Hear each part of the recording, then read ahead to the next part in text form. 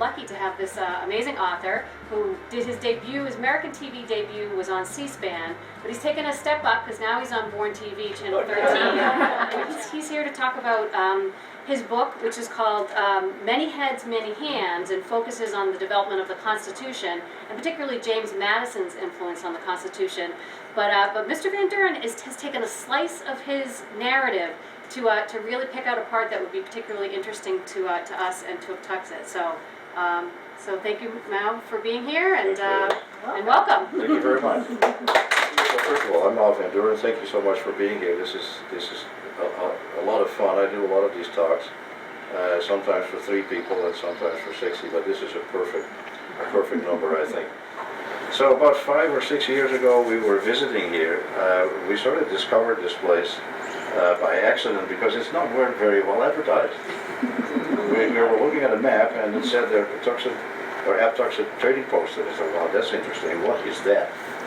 And we got here and there's this quaint building and there were 2 really nice ladies inside.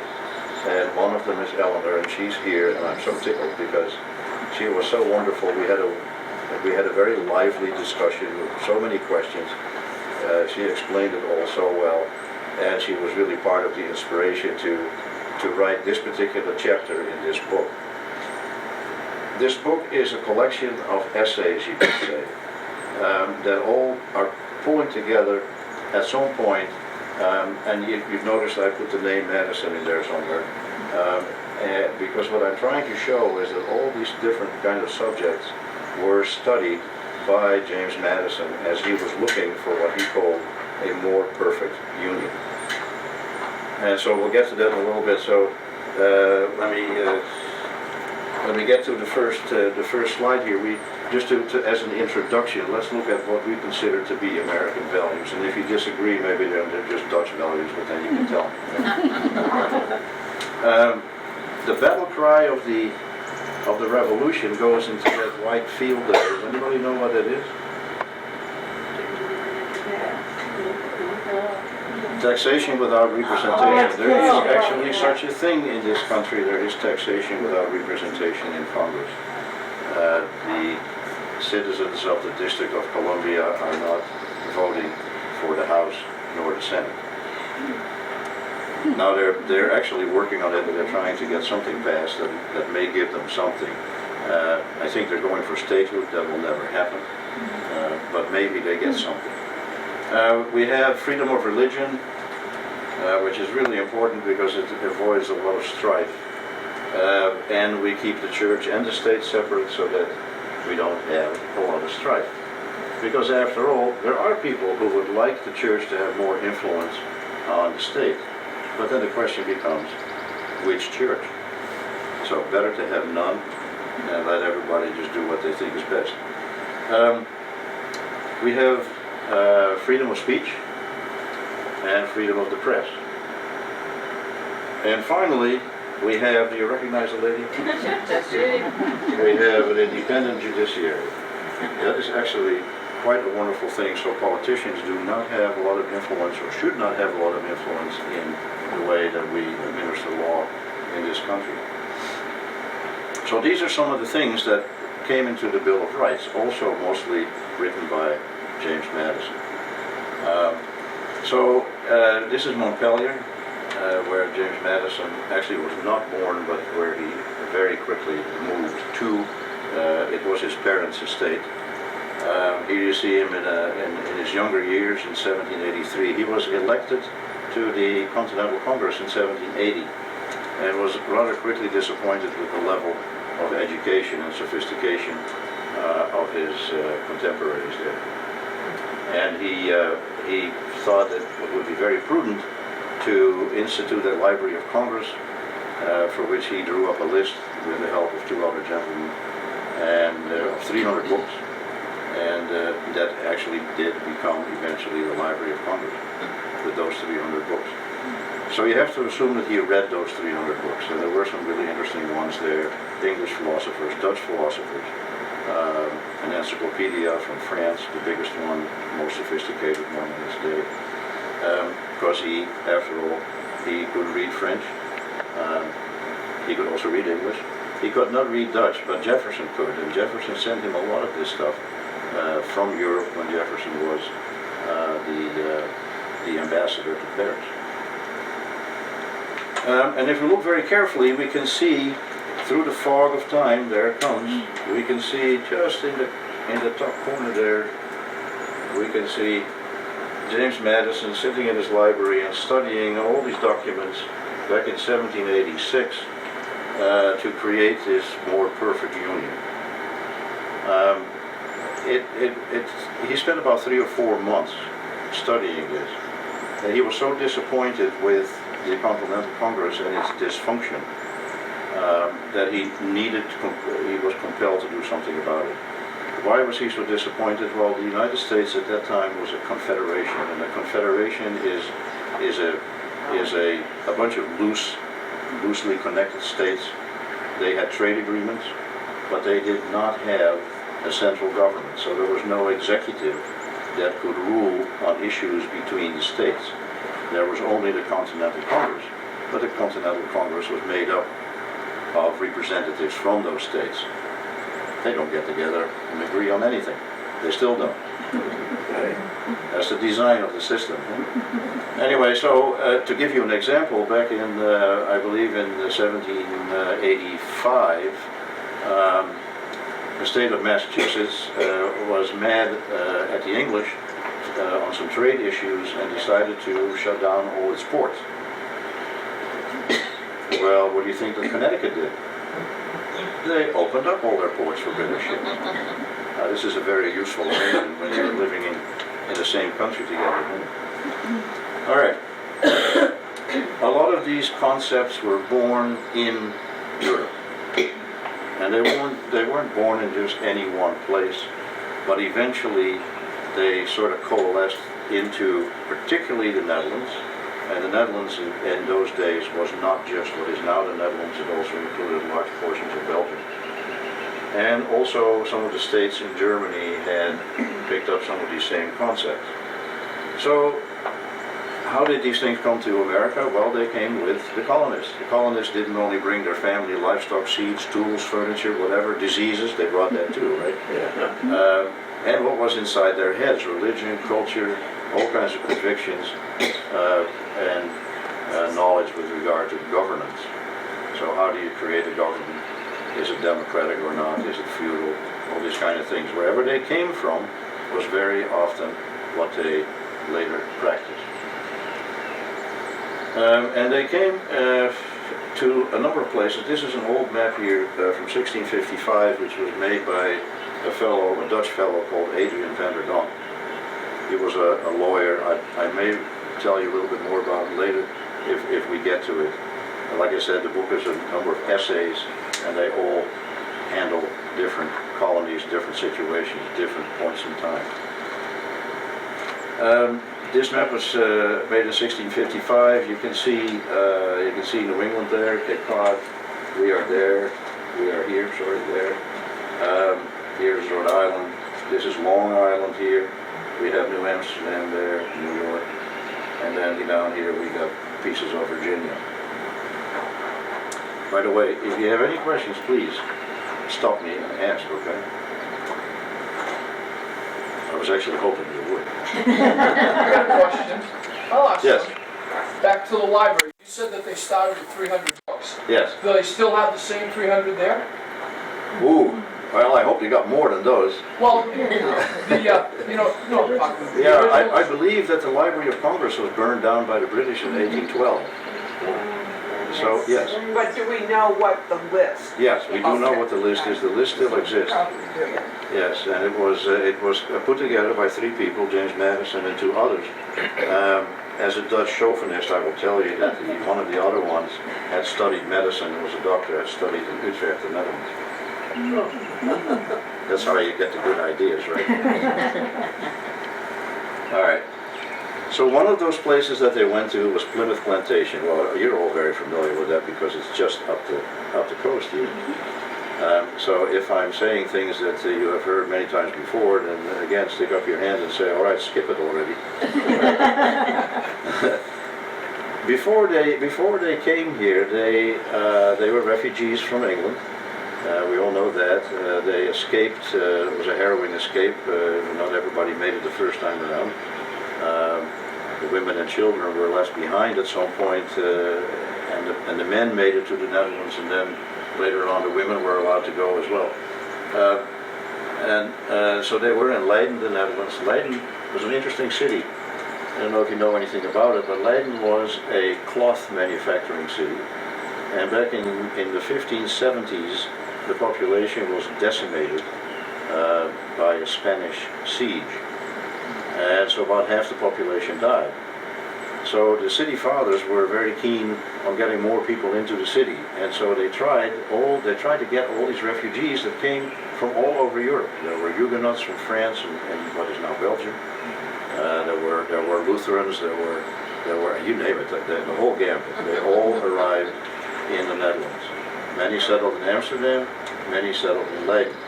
The Pilgrims also first went to Amsterdam, but very quickly moved on to Leiden, where they could find housing easily because the city was underpopulated. And they could find work easily because the cloth industry had a shortage of labor. So they arrived there in 1609, 1610 thereabouts, and this is all fine and dandy if you consider that the economic circumstances are good and that there is an enormous amount of freedom, but freedom has its drawbacks. Freedom for you also means freedom for others, and that means that there's competition in religious beliefs. On top of that, the University of Leiden was one of the most advanced universities in the Western world at that time, and so it was very liberal. Descartes was teaching there, Hugo Grotius, I don't know if you heard the names, and even Sir Isaac Newton was publishing, I was told, many of his books there. So it was really a center of science and knowledge. Okay, so the separatists, they were separatists in Leiden, were slowly beginning to lose some of their members, and primarily younger ones, because they found attractive women and young men among other denominations. Well, we can understand that, right? And so they decided that they wanted to leave and go to a location where they could actually have more freedom or not be subject to other people's freedom. You may say that's a little narrow thinking, but it's also practical thinking. And so they first talked to the Dutch government and to the Dutch West India Company. Didn't get anywhere. Dutch West India Company wasn't ready yet to settle people, and they certainly weren't ready to settle English people, because that would be a competition with the English British colonies. Then they talked to the Virginia Company and a gentleman called Edwin Sandys. Edwin Sandys sometimes is referred to as the father of the Republic, for reasons that he was very active in trying to create these little, what you could call Atlantic republics, these little colonies on the shores. He did it with Virginia, and in Virginia he created the House of Burgesses, and the House of Burgesses, as we all know, is a representative government elected by, well, the stakeholders of the colony, the property owner, and of course only the men, because they were so much wiser than the women, right? Yeah, of course. They figured that one out real soon. Okay, so eventually, in desperation, they just said, all right, fine already, whoever, take us there. And where is there anyway? Well, the idea was maybe somewhere around the Hudson River. And they ran into a fellow by the name of Thomas Weston. And Thomas Weston had a fishing operation just north of where Plymouth is now, actually up the coast there, so somewhere where Maine is now. And he thought, oh well, you know, it would be good to get a little colony nearby there, and there they can process the fish, they can dry it and so on, and then put it in barrels and salt it and ship it out. He didn't tell the Pilgrims this, but he told the captain of the ship. the Mayflower. And off they went. There was a mishap with the previous ship, and then there was another mishap with the Mayflower. Actually, the central mast got dislodged, and they had to fix all that. And eventually, they arrive in December of all months. They arrive pretty close to where they are now. And there they were extremely lucky, because there they found supplies that were left behind by Native Americans who most likely had died a year before from smallpox and other European diseases. And so that's how they got at least 50 of them. There were 100 and a bit originally. Half of them died the first winter, the first year. But 50 of them survived, and there they were. Now, what did they bring with them? They brought with them democratic government. Absolute democratic government, well, for men only, but we're used to that by now. So they brought with them religious tolerance, actually more than that, religious freedom. Now, religious freedom is not a British value. Matter of fact, in those days, if you were anything but the Church of England, you were in deep trouble. Very reason the separatists had to leave. They also believed in secular marriage. So there's an absolute separation there of church and state. The secular marriage they regarded as a contract between two people and nothing more. And all that was spelled out to them in a letter that was given to them by their minister, who, by the way, stayed behind in Leiden, by the name of Robinson, John Robinson. And John Robinson wrote in that letter, it's 3 pages long. The first 2 pages are about religious matters. Well, he was a minister after all, so that was appropriate. And the last piece of the letter is an explanation of how democratic government should be formed, how they should expect not to be there alone for very long, meaning other people will come to the colony with different beliefs, which happened. Be tolerant of them, and also include them in your government. So this is all good. Massachusetts Bay Company was founded a little bit later. Massachusetts Bay Company was founded by Puritans. Anybody familiar with the difference? The difference between Puritans and separatists? Yes? Yeah, one wanted to clean the church of things they thought were wrong, and the Let me others, see if I can get you on microphone. and the others were the Pilgrims, as they were called.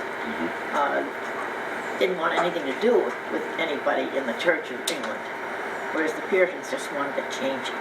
Right. Basically, that's Yeah. the difference. I mean, without going into Right. religious That is correct. details. So I don't know if anybody heard, but so the difference is basically the Puritans tried to purify the church and have it be more strict. The separatists said, well, the church is beyond repair, and in any case, why should the king be the head of the church? It all makes no sense. And then they had some other more dogmatic differences of opinion, and so they left the church altogether and became Congregationalist. And Congregationalist means it's from the bottom up, not from the top down. All right. So the Puritans founded a government which was a corporate government, corporate structure. That meant that all the colonists, all the members of the company, all the stockholders of the company, were automatically also the citizens of the colony. And so when you voted on a government, you voted not only on a government for as far as civil government is concerned, but you also voted for your board of directors, basically. Now, officially, the Puritans created a secular government. So, in other words, there was no mixing of church and state, officially. But you could only run for office if you were a Puritan. All right, so there's a little bit of intolerance there. Huh? Yeah. All right, the third colony is the New Netherlands, New Amsterdam, now New York, and some other portions thereof. They brought with them a lot of Dutch values, some democratic, civil rights, freedom of religion. Did I say these three things? Do you think it happened over there? No, it didn't, because they had a huge conflict of interest there. You see it already there. It is owned by the Dutch West India Company. The Dutch West India Company director is also the governor of the colony. Dutch laws apply, yeah, they did, but they didn't. Freedom of religion, independent judiciary, separation of church and state, secular marriage, yes, that was there. And slaves can sue their owner. Now that is actually a unique thing that existed there, and they did. There are wonderful case studies of slaves suing their owners for mistreatment, and they actually win. They get compensation. Now we don't know what happened after the compensation, but anyway. And as far as democracy is concerned in the colony, it is non-existent.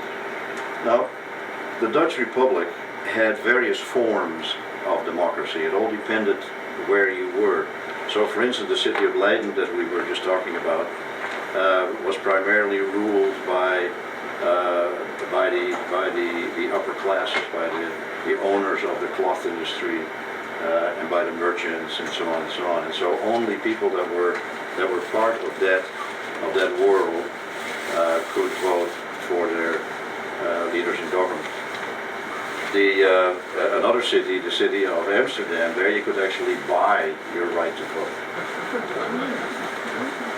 And then the city of Utrecht allowed all its population, well, all the men, of course, still, all its population to vote. And so there was a very strong labor force there, even then. Now that leads to a struggle in New Amsterdam, and that struggle goes on for quite some years, and eventually it leads to nothing. But anyway, how did the Dutch actually arrive in the New World? Well, there was Henry Hudson. We've heard of Henry Hudson. Now, was he English or Dutch? Yeah, he was English. And he was sent there, so why do I use him there? Well, he was sent there by the Dutch West India Company on a ship called the Half Moon. And he surveyed up and down the coast, primarily from the Hudson River, named after him, all the way up the coast. And then when he had his maps all nicely drawn up, he sailed back to Europe and never made it to the Netherlands. He actually went straight to London with all his research. That was very nice. I think they called it a breach of contract. Adrian Block, he was a Dutchman, and there are some things named after him. There's Block Island there off Long Island, and a few more things. And he made the map that we see there. And there are a lot of names there, and a lot of those names refer to Dutch trading posts. The Dutch already had trading posts all along the shore here in the early 1600s, also up the Hudson River, long before the British came. So that's interesting. So you have to think about that, and also in the context of the trading post here.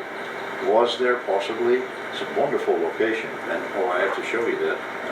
Here's a map, and this is an old map, and the trading post is somewhere here, and here you see the river, see?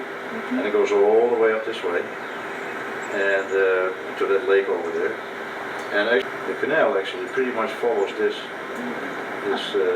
trajectory here. So, trading post just about there. You may assume that the Dutch had been here, probably, but they didn't set up trading posts in the beginning. They were just trading. They just sailed up a little creek somewhere, and if they saw a feather, if they saw somebody, that, they would wave And they would say, all right, guys, you want to buy something? And the Native Americans here were not they were used to that sort of thing. But the French had been coming here earlier on, much earlier on actually. Up the Hudson River, the French had a trading post in the 1580s. So that's how old that is. So anyway, so we had these, some of the Dutch trading posts. There's Fort Orange, which is now where Albany is. Fort Hope, and somebody was mentioning that. Where are you? Yeah, yeah. Because you were born in the town nearby, right? It's Wethersfield, Connecticut. Yeah, right. Yeah, the English did a very cool thing with Fort Hope.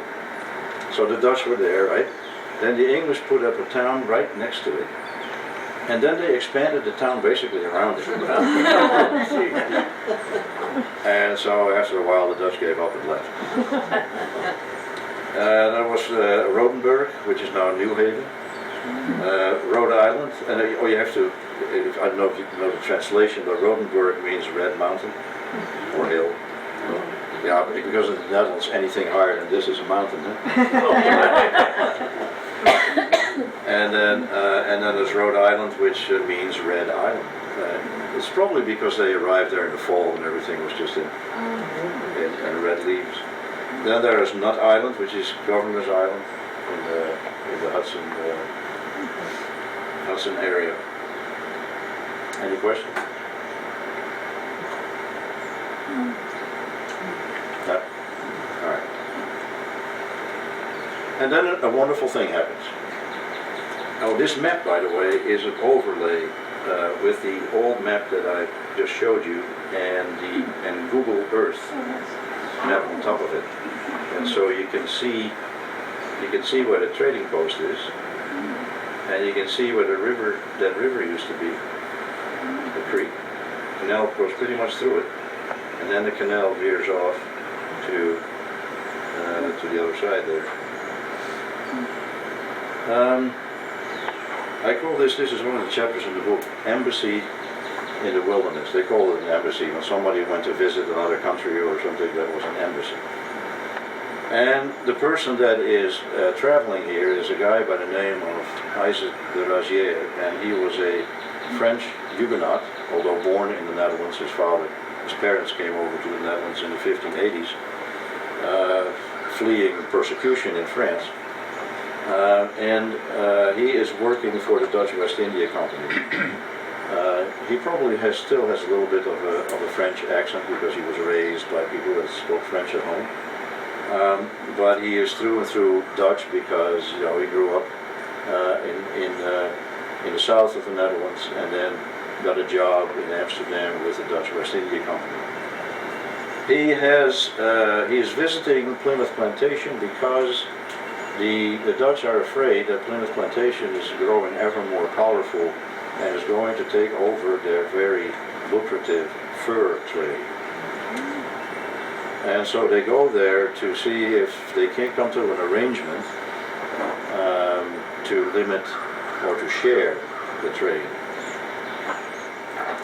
He arrives here at the trading post in a bark, and from here they take him in a smaller boat up the creek until they can't go any further, and then they walk a couple of miles overland to the other side. They were probably somewhere here. What is it called again? Say it again? Scusit Beach? Yes, somewhere there. And that's a neat name that they use in their letters later on. And then so from there they take the boat up to Plymouth. And when they arrive in Plymouth, let me read this to you because I personally like this. Let's see if we can do this. A small sailboat negotiates the shallow waters near a long, sandy land tongue. You already know where we are now. Plymouth, right? The shallop rounds the sand dune at the tip and turns its bow south toward the only sign of habitation on the wild coast, a small, shabby town on a steep rise above the shore. A British flag flies from the masthead above the sprit rigging. The boat and its crew are British, but the passengers are not. They are visitors from farther down the coast, and they look ruffled and tired from their long journey. Their anticipation is high now that the risky trip by ship, on foot, and in the small boat is finally reaching its destination. The long-awaited embassy of New Amsterdam to Plymouth Plantation is going to take place. Unexpectedly, a few of the Dutchmen bend down to reach into their bags and pull out trumpets. I'm not making this up. At a signal of their leader, they put the mouthpieces to their lips and start playing. The unusual swelling sound carries across the water and up the hillock of Plymouth. In the silence of the town, every burgher hears the eerie but pleasing sound. People abandon their chores to come from their houses, their stores, and their fields to investigate. Seeing the spectacle on the water below and wanting a closer look, they negotiate the steep slope to the narrow beach. As the boat draws nearer, the townspeople take in the multicolored dress of the dozen or so visitors. They have not seen a cheerful display of colorful clothing in years. Now, after they left the Netherlands, that was it. The visitors' stockings are bright. Their leather boots are high and have wide folded top with shiny buckles adorning the foot. Their short, puffy pants are striped with multiple colors. They wear tailored vests over laced white shirts, and their hats have large rims and ostrich feathers on top. And the ostrich feathers on top dance with every move of their heads and flutter with every puff of air. Can you see it? Some townspeople smile as they look down at their own simple, humble, and practical clothes. They remember the places whose decadence they had escaped to live in accordance with their religious beliefs and humility. The Dutch aren't that. Their own clothing is of wool or linen. It is not dyed and has the natural colors of beige, gray, and an occasional brown. Apart from the local Indians, the crews of a few ships, and the survivors of a failed colony, the people have not seen much else in the 7 years since their arrival. The foreign scene is a novel treat. And so they arrive, and they get off the boat, and they meet. You have to imagine this. So you get off the boat, and now you got all these townspeople there, and they all look the same. So how do you know which one is the leader? Probably the one that has the most dignity. And this is sort of how it is described in letters that went out later. And he meets William Bradford. They have never met before, but they instantly are accustomed to each other because they've lived in the same country for so many years. They both speak Dutch. They also both speak English. And so immediately this is good, and it's friendly, and they walk up to the village, and they get an opportunity to look around and see the village and see what the fields are like, and then eventually they start negotiations, because now they have to negotiate for the fur trade and the wampum tree, the shells, the shiny shells that the Native Americans use for money, basically. And all right, we'll see what happens next.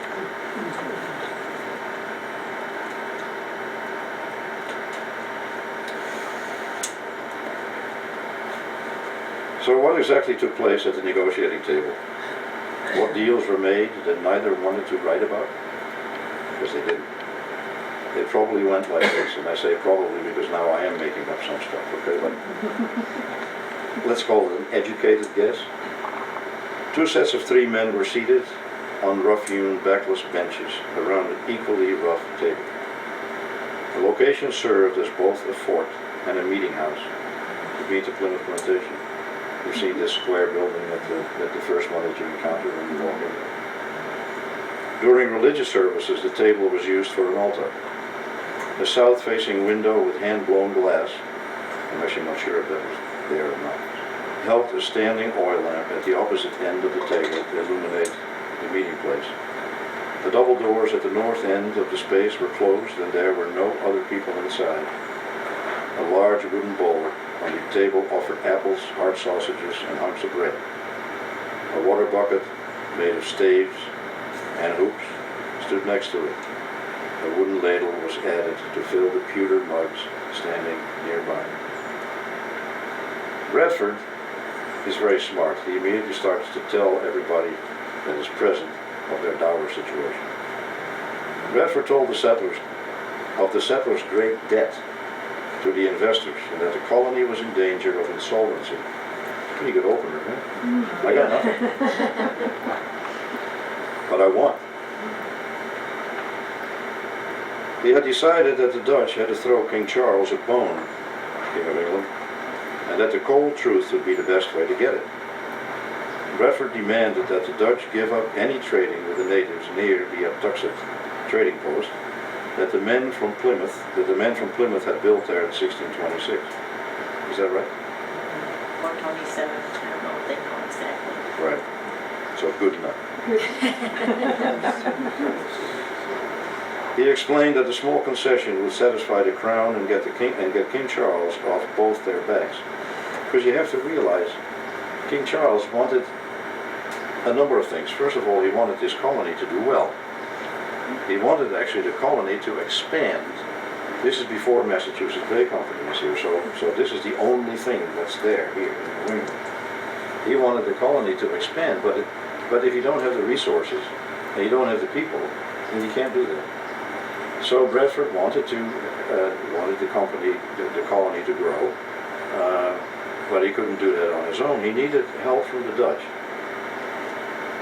And the Dutch, of course, didn't have really an interest in helping Plymouth.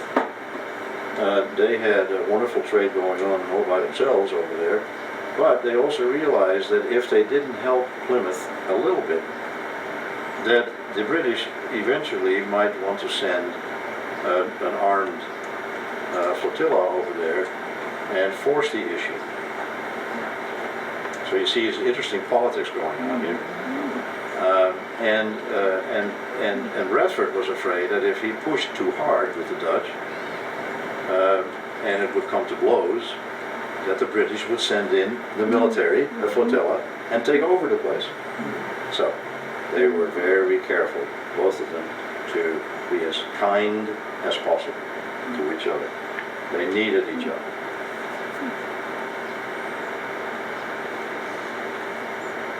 That's it. But Bradford was no merchant. The Rosier was.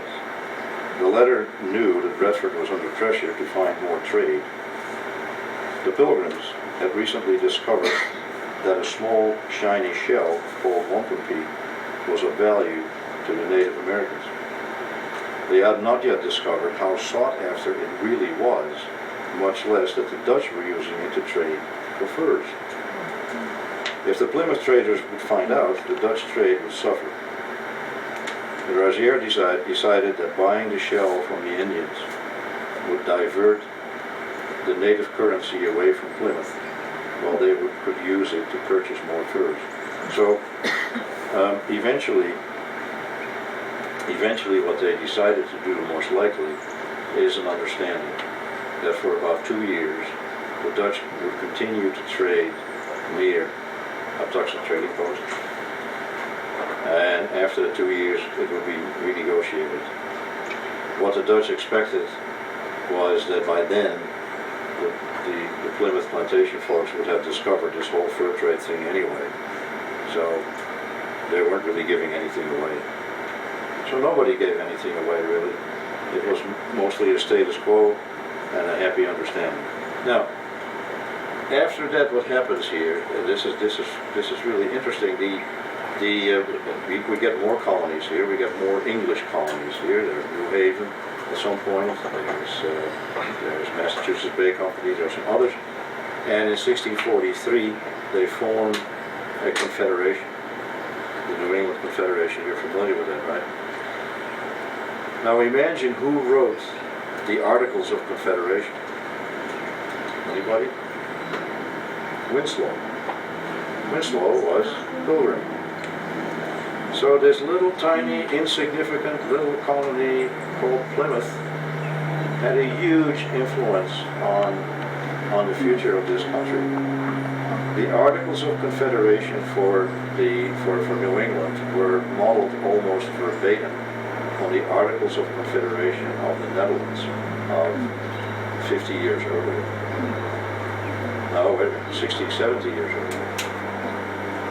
And the Articles of Confederation of New England became the model for the Articles of Confederation of the North American Confederation. In other words, when the Revolutionary War was underway, we became a confederation, and these articles were almost the same. So you see, the insignificant little colony of Plymouth had a huge influence on the future of this country. All right. So why were the Rozier and Redfords so familiar with each other, even though they'd never met? There's a common culture between the Netherlands and England, and it goes back millennia. The sea between, the body of water between England and the Netherlands was referred to for a long time as the Narrow Sea. Well, you wouldn't call it a narrow sea if it was difficult to cross. So there was trade between the two all the time. As a matter of fact, you had Saxons on both sides. You had the Saxons in the Netherlands and the Franks in northern France, but they were also Germanic people. And you had the Anglo-Saxons and Saxons in England. At first, of course, they spoke similar languages, which slowly on diverged, but they were still very familiar with each other. In 1066, a horrible thing happened. The Saxons have a form of participatory government. They actually elect their kings. The chiefs do, of course. But as a curious thing, they also have a system where the soldiers elect their generals. Now, that's a great system, because, you know, who do you want to fight for? The guy that knows how to win, right? So that really makes a lot of sense. But William of Normandy, who is of Norse stock, of Viking stock, doesn't have those beliefs. He is really a feudalist, and he defeats Harold in 1066 after Harold was exhausted just coming back from a battle up north to defeat another bunch of Norse people, and institutes feudal rule. So now all the chiefs of all these little shires and so on in England were all replaced by William's men, and their system of democracy, of limited democracy, is gone. There is one thing I didn't put in there, and that's on purpose. In 1215, King John signs Magna Carta. You've heard of Magna Carta, right? It is a sometimes much celebrated piece of paper and ink that is referred to in the Federalist Papers and during the discussions of the Constitutional Convention 97 times. You would think that must be a really important document. 94 of the 97 times it is in reference to common law. Good. Common law is good. We copied a lot of it. But the other 3 times it is referred to with respect to government. The English like to celebrate Magna Carta as the beginning of democracy. I would make the suggestion that it is the beginning of something. It is the beginning of a king making an understanding with his warlords. And that is precisely what it is. So the 3 times that it is referred to in our deliberations for the Constitution, it is referred to as insignificant. So that's why it's not there. Okay, so what happens in over time is that in 1270, King Henry III, I believe, and in 1331, Henry I can't remember, they bring Flemish wool workers to England because they have all the sheep there, right? They have really good quality sheep, and so these wool workers in England are very good. Then Henry VIII invites the Anabaptist weavers. So this is already during the Reformation. And so this is interesting. So Henry VIII was at some point anointed the defender of the faith, the Church of Rome. This was before he went on his chopping expedition and created a religion around it. So he invites people that happen to be Anabaptists, and these Anabaptists are settled near the town of Colchester and Norwich and the area of England. And as it often happens, is that these people, of course, exert some influence on the local English population. Henry VIII is succeeded by Bloody Mary. Bloody Mary was so called because she went after the Anabaptists and a whole bunch of others, and had them killed. But the influx of people from Europe into England, and especially from what was then the Netherlands, continued. And so the influence in England therefore continues as well. The Dutch, at some point in the early 1600s under King Charles, drained the fens. You've heard of the fens in England? And the area that they are draining is more than 600,000 acres. This, a little story aside, there was a very important man who was representing the fens area in the English Parliament in those days. And he would rise to great prominence later on, probably because he was so mad at what happened to the fens. The fens were a resource for the local population. They could go hunting there, which was illegal, but who was going to find you? And with the disappearance of the fens, of course, that privilege, although illegal, was also gone. Does anybody have any idea who that man was? Have we heard of Oliver Cromwell? He eventually made Charles' son, I guess, pay for it. I can tell you more stories about Cromwell, but it doesn't really matter. So then in 1688, the Dutch invade England. Does anybody know what that is all about? The English like to think of it like this, and of course I'm a Dutch chauvinist, so I like to think of it my way. So you compare the two, and of course I will give my story a better hearing than you. But anyway, the English think of it this way. They had a problem. They had a Catholic king. And a Catholic king, even though the country is primarily Protestant or Anglican, is a problem.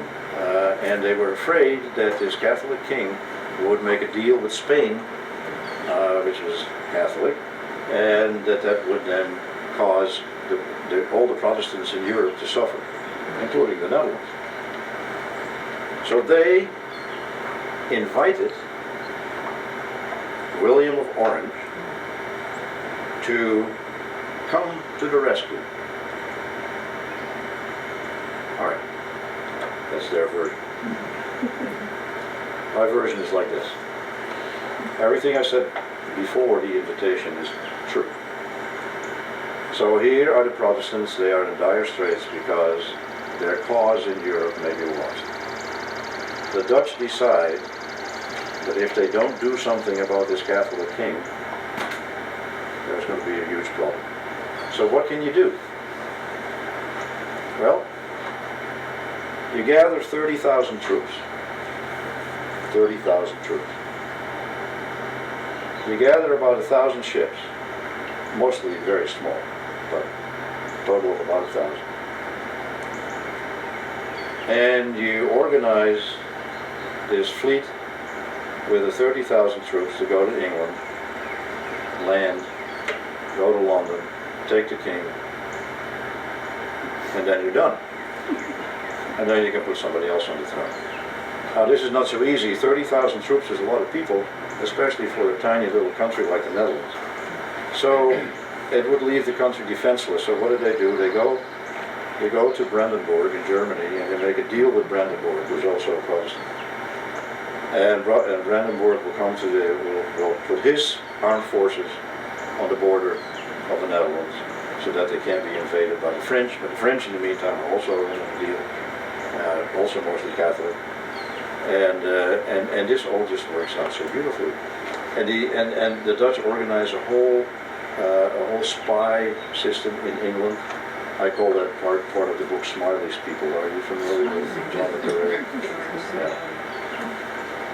It's a wonderful story. This William, of course, goes on to become the King William of William and Mary. Anyway.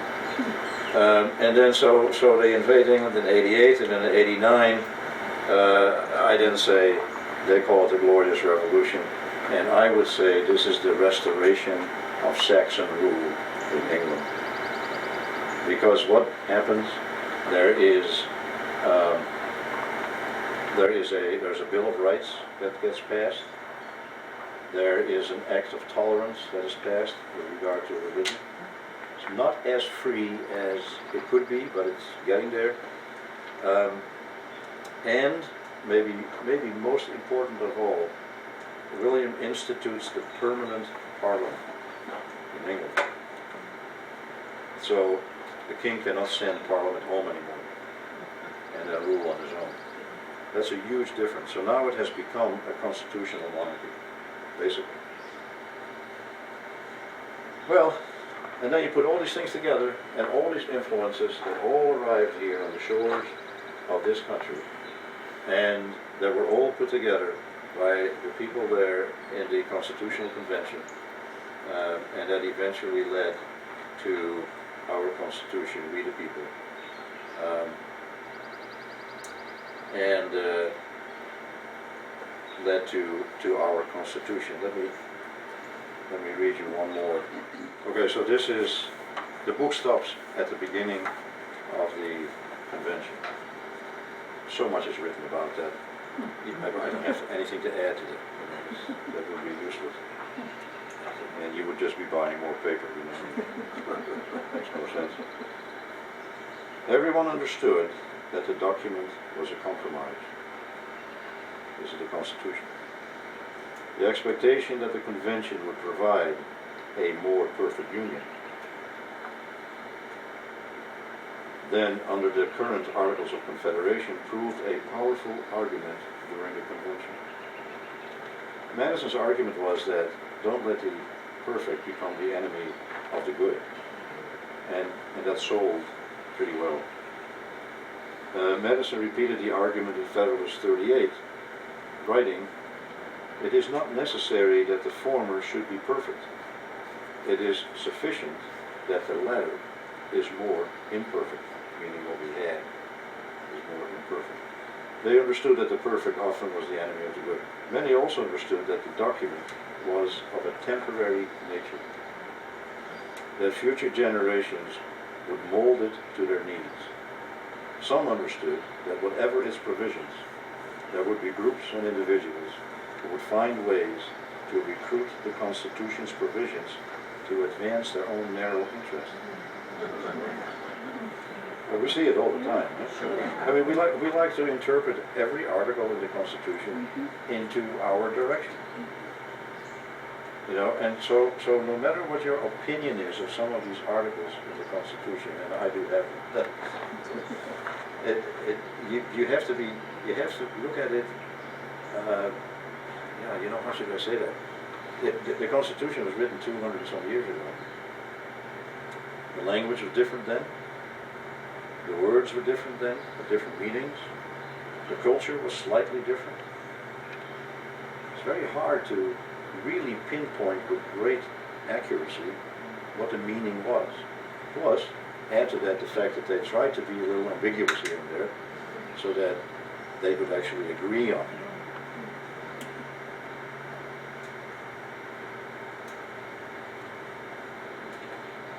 Jefferson suggested that there ought to be a revolution at least every 20 years.